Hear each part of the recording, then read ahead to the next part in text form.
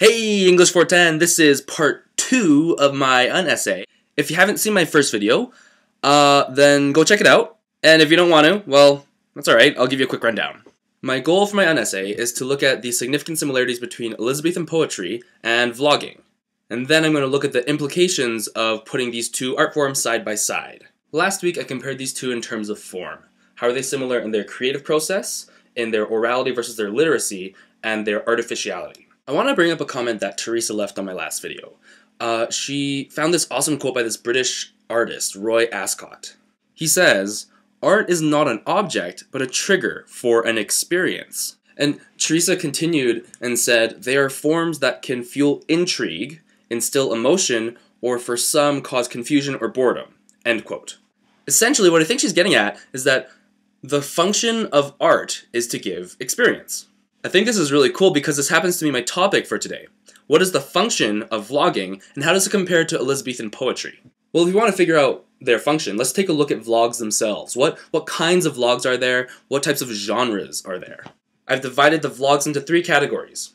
Now, not all vlogs are going to fit neatly into these categories, and I'm sure someone else could elaborate on these categories as well, but here goes nothing. Number 1, diary and journal vlogs. This is probably the first thing that comes to mind when you hear the word vlog. It's people sitting in front of cameras and talking about their lives. These vlogs tend to be really expressive, sometimes even cathartic, but usually they're really funny, they're humorous. An example of a diary type vlog would be something like Shaycarl. It's a vlog that records the life of this young family of 6. The second kind of vlog is niche vlogs, and they're vlogs that deal with very specific audiences and very specific topics. An example of a niche vlog is something like TheJWittz. It's a Nintendo/Pokemon vlog, and it has a bunch of Pokemon news, strategies, tips, fun facts, and etc. Welcome to my life. The third category of vlogs, which is my personal favorite, is education, opinion, and news vlogs. I mean, there are tons of them out there, and they do exactly what it sounds like. An example of this would be the Vlogbrothers, whom I talk about incessantly. Now, the Vlogbrothers have their main channel, and they have a bunch of other side projects as well, like SciShow, CrashCourse, and they have this one really cool one called the Lizzie Bennet Diaries. It's this modern vlog-based retelling of Pride and Prejudice. It's such a cool idea, and it's so applicable to this course in particular. I'm going to link tons of other examples of these 3 types of vlogs in the doobly-doo. But why did I categorize these vlogs in the first place? Because the vlogosphere is so incredibly diverse and multifaceted. Vlogs have just transformed so quickly from the very first post in 1999 by a man named Adam Contras to these gigantic, huge businesses. And some of these vlogs have unbelievable production values, like they look like they should be on television. And in fact, some of them even have a larger audience than some TV shows. There's this neat article by The Guardian that I've linked that talks about how YouTube is becoming more popular than television. It says that as of April 2013, almost a year ago now, this fashion YouTuber, Phan, has 600 million views. That is as much as a global Olympic audience on television. What? So here's where I finally get to my argument. From all these vlogs that we've looked at, it seems like the purpose of vlogging is to entertain and to educate. But on top of that, it does so in the most accessible way possible. Anyone with an internet connection can watch whatever vlog she wants, wherever she wants, whenever she wants, basically for free. That's the kind of accessibility that's going to kill a lot of the TV industry. Alright, so we've got one half of the equation. We know what vlogs do in our society. So what then does poetry do in Elizabethan society? I'm going to argue that the function is the exact same. It educates, it entertains, and it does so really accessibly. Okay, I'm going to be straightforward. Page 10, third of the way down, Sidney says this.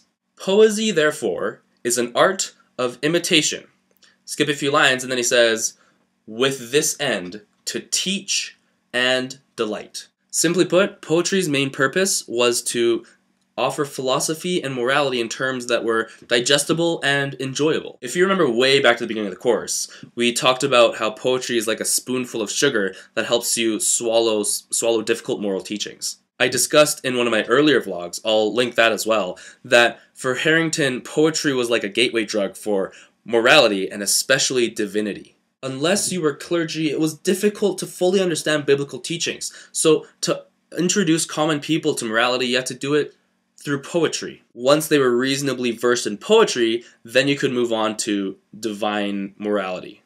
So that's cool. Poetry entertains and educates. But what about accessibility? Well, obviously they didn't have the internet and instant access to everything ever. But in the context of Elizabethan society, I would imagine poetry to be a lot more accessible than most other art forms. Now, this is a lot of speculation on my part, but with more and more literacy and with the printing press, you'd think that poetry is actually a pretty accessible art form. Definitely more so than something like paintings or theater. But then I thought, maybe common people had more access to theater than to poetry, especially because you sort of had to be really wealthy to own books. However, if you see my last video, I talk about how written poetry is more easily disseminated than oral performances because you have to actually be present to see a performance. So we can conclude that poetry is a really accessible form of art. But remember, so is the message within it. People are able to digest the message within poetry a lot easier than tedious philosophical or theological texts. This is again comparable to vlogs in the sense that it's a lot easier to absorb information through a video than something like a scientific research paper. Now, obviously vlogs aren't going to go into the same depth as more rigorous media, but vlogs are also like poetry in the sense that they can act like gateway drugs for information and other academia. What I think is kind of cool about the accessibility of vlogs and poetry is that it can also be extrapolated to other media in their respective time periods. Novels, radio, film, television, all have probably had the same similar functions in society at one point or another as well. Then you might say, hey, isn't comparing vlogging and poetry sort of trivial? Because you could technically compare poetry with any other art form, right? Well, not quite. I believe the comparison between vlogging and poetry is unique, and I'm going to delve into my reasons for that in my next video. I'll talk about why we compared these things in the first place, and what did we get out of this. So that's all for today. Please leave a comment down below if you've got any suggestions or thoughts. It really helps me out, so I appreciate anything. Thanks for watching English 410. I'll see you guys later.